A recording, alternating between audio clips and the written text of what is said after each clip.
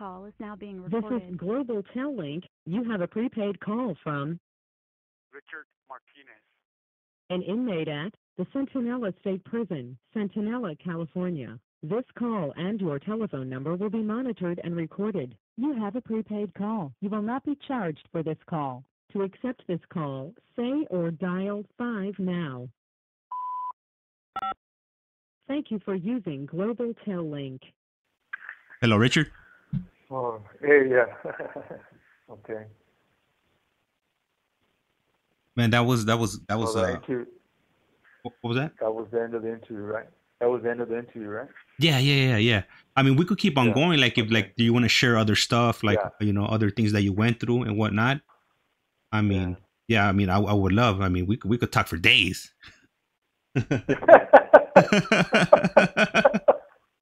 Man, you got 32 years worth of stories, so I mean, Yeah, that I do, and I know that. I know that a lot of the times people focus on like the crazy part of it, yeah. And but trust me, dude.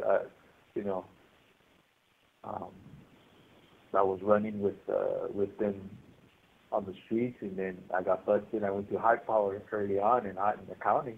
Yeah. So I was among the members for a long time. Some of them actually that have come across like done certain things and stuff, or how they rose to power, but they share in a different way, and we know the truth of it. Mm-hmm. And even with boxer, and Enrique, the one that wrote the red hand, the black hand. Yeah. Yeah, he was Baxali for a year or so there in Pelican Bay, and we were together in high power LA County.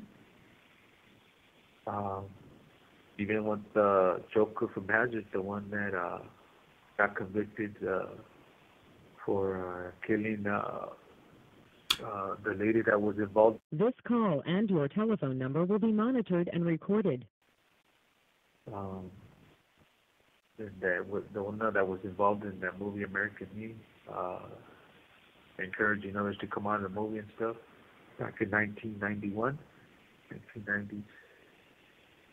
The wars in here, the wars over there, where the murders were happening. I went through all of that, and I lost myself to that type of lifestyle, dude. But I'm glad that I was able to walk away from it, to change my life around, because at the end of the day, look, some of the guys that were with me right there came out when they released everybody from the shoes. Look, they killed quite a few people that I know, and some that got made that were with me at the time are no longer made. They were almost killed themselves, and now find themselves on this side. I'm glad that I chose to, even despite the fact that I came to this side for selfish reasons still, not for the right reason. I'm still glad I came to this side, because at the end of the day, it took me going through this experience to finally start changing my life, Yeah. And I lived both sides of the gangs on that side, and the S&Y gangs, I was a before, and I ran them for a long time. I ran them for, almost 7 years, 5 years. Built it up to a certain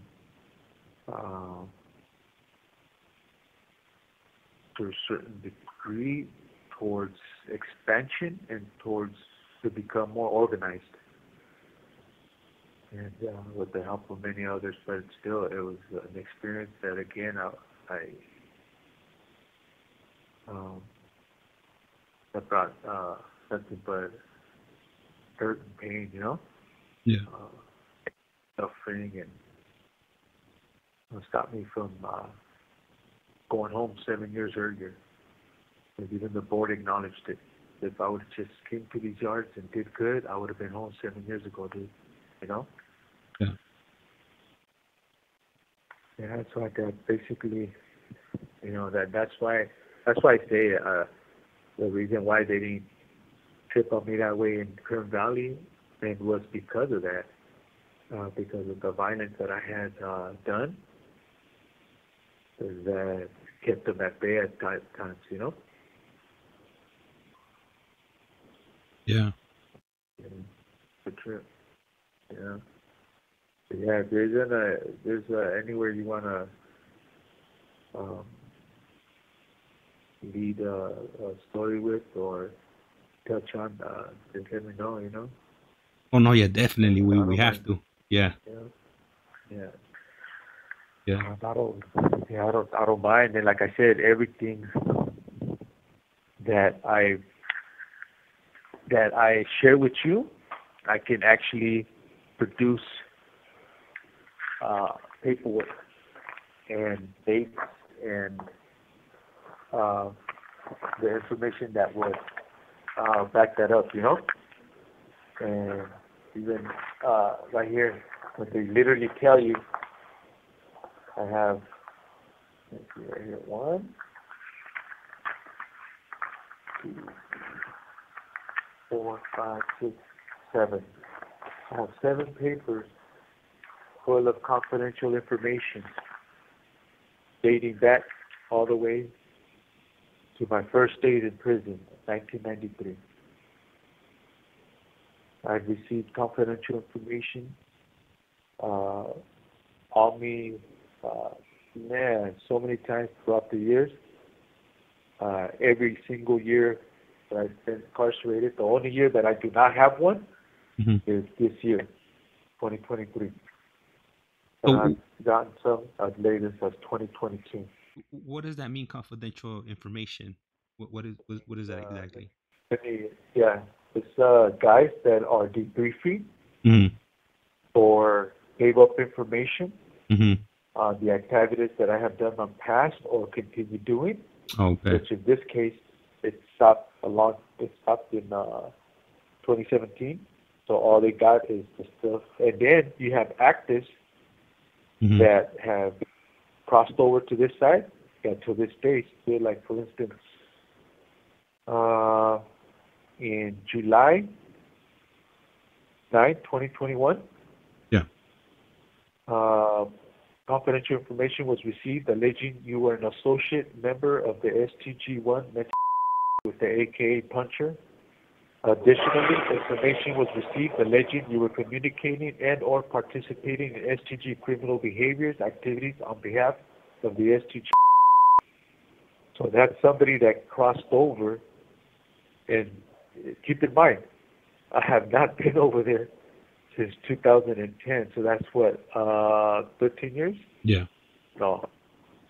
Yeah, 13 years, right? Yeah, 13 years. And 13 years.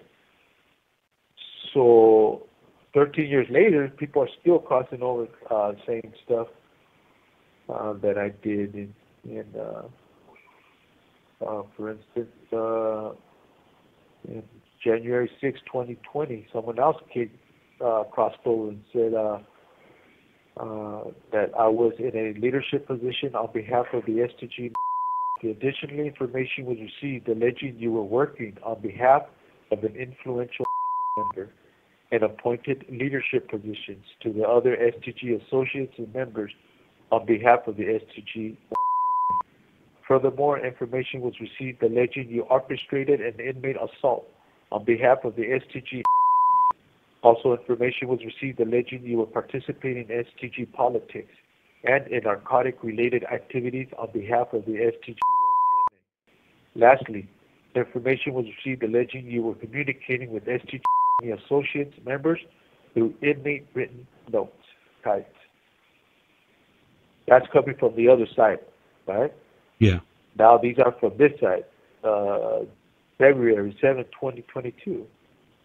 Confidential information noted your STG associate affiliation as the STG 2 with the AK Richie Puncher.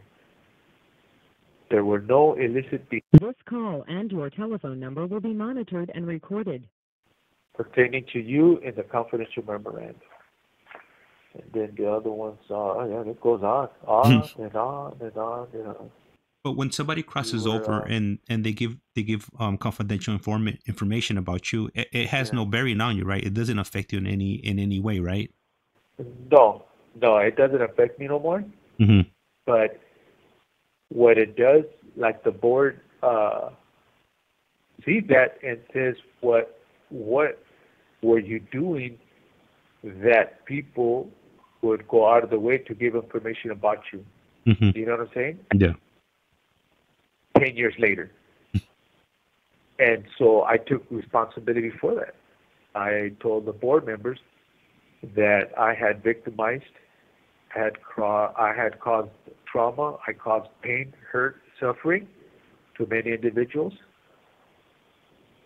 that to this day, they still are processing it, they're still hurt by it. I victimized them, and so they still hold that anger and resentment towards me. And so it's only right that they, and I told them, they're in their right to give up this information because this is information that they did have, you know? Yeah. And even guys that are on this side, for instance, you keep in mind, I came to this yard right here in Centinela State Prison. I've never been here before. Never been on level 3, right? Yeah.